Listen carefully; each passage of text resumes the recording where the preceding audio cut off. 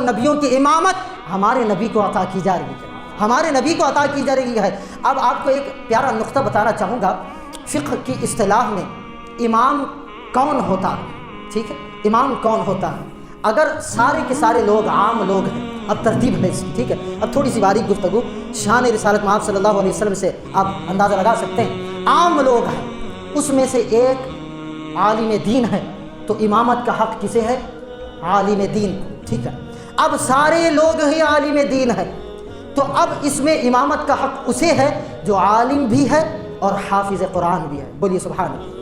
یہ تھوڑا تھوڑا ایک ایک سٹیپ میں آگے لے جا رہا ہوں، آپ میرے ساتھ چلیں گے تو آپ کو بات پتہ چلے گی، ٹھیک ہے۔ سارے عام لوگ ہیں تو امامت کا حق اسے ہے جو عالم دین ہے، سارے ہی عالم دین ہے تو امامت کا حق اسے ہے جو عالم بھی ہے، حافظ بھی ہے، ٹھیک ہے۔ اب سارے ہی عالم بھی ہے اور حافظ بھی ہے، ہاں، فقہا سے پوچھا گیا اگر سارے ہی عالم بھی ہیں اور حافظ بھی ہیں تو امامت کا حق اسے ہوگا جو مسئلوں پر گہری نظر رکھتا ہو، ٹھیک ہے، شریعت کے مسئلوں پر گہری نظر رکھتا ہو اور شریعت کا ایک ایک مسئلے پر وہ پابند ہو، مضبوطی سے اسے مسئلے مسائل یاد ہو، تو امامت کا حق اسے ہوگا، ٹھیک ہے، امامت کا حق اسے دیا جائے گا۔ اب اس کے بعد آپ فرماتے ہیں کہ اگر سارے ہی مسئلوں پر حق رکھتے ہیں اور گہری نظر رکھتے ہیں تو پھر امام کون بنے گا؟ تو آپ فرماتے ہیں کہ ان میں سے امام وہ بنے گا جو زیادہ متقی اور پرہیزگار ہے۔ بولیے سبحان اللہ۔ ان میں سے امامت کا حق اسے دیا جائے گا جو متقی اور پرہیزگار ہے۔ اب سب ہی متقی اور پرہیزگار ہیں، اب اور ایک سچویشن کریٹ ہوگی، ٹھیک ہے نا، مشکل سے مشکل بنایا جا رہا ہے، تب سب ہی متقی اور پرہیزگار ہیں تو پھر پوچھا گیا اب امامت کا حق کسے ہے؟ تو بتایا گیا اب امامت کا حق اسے دیا جائے گا جس کی قراءت سب سے پیاری ہوگی۔ بولیے سبحان اللہ۔ جس کی آواز سب سے نرالی ہوگی تو امامت کا حق اسے دیا جائے گا۔ سب ہی قاری ہیں، اب سب ہی قاری ہیں تو امامت کا حق کسے دیا جائے گا؟ تو فرمایا گیا کہ اب امامت کا حق اسے دیا جائے گا جو سبوں میں سے زیادہ حسین و جمیل اور حسن و جمال کا پیکر ہو۔ بولیے سبحان اللہ۔ جو سب سے زیادہ حسین و جمیل، جس کے چہرے سے انوار و تجلیات الہیہ ظاہر ہو رہے ہو، اسے امامت کا حق دیا جائے گا۔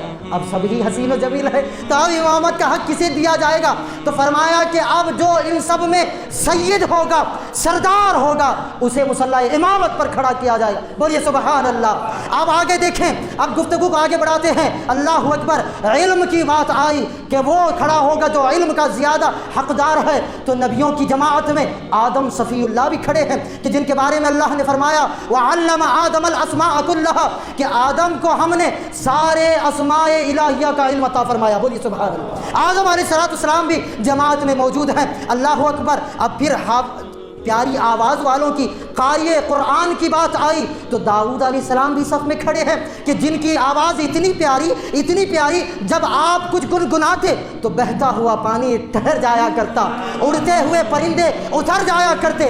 داؤد علیہ السلام بھی جماعت میں موجود ہے۔ اللہ اکبر۔ جب تقوی اور پرہیزگاری کی بات آئی تو ابراہیم خلیل اللہ بھی جماعت میں موجود ہے، سبحان اللہ۔ اور جب خوبصورتی کی بات آئی تو یوسف علیہ السلام بھی موجود ہے جنہیں آدھی دنیا کا حسن و جمال دیا گیا ہے۔ اللہ اکبر۔ پھر بھی اللہ اکبر۔ پھر آگے جب سید و سردار کی بات آئی تو آقا سے بڑھ کر سردار کون ہو سکتا ہے؟ آقا سے بڑھ کر سید کون ہو سکتا ہے؟ علماء بھی موجود ہے، حفاظ بھی موجود ہے، قراء بھی موجود ہے، نبیوں کی ساری جماعت موجود ہے۔ پھر بھی اللہ نے نبیوں کی امامت کے لیے مصطفیٰ کو چنا، کیوں؟ کیونکہ آدم عالم ہو سکتے ہیں مگر مصطفیٰ ان سے بھی زیادہ علم رکھنے والے۔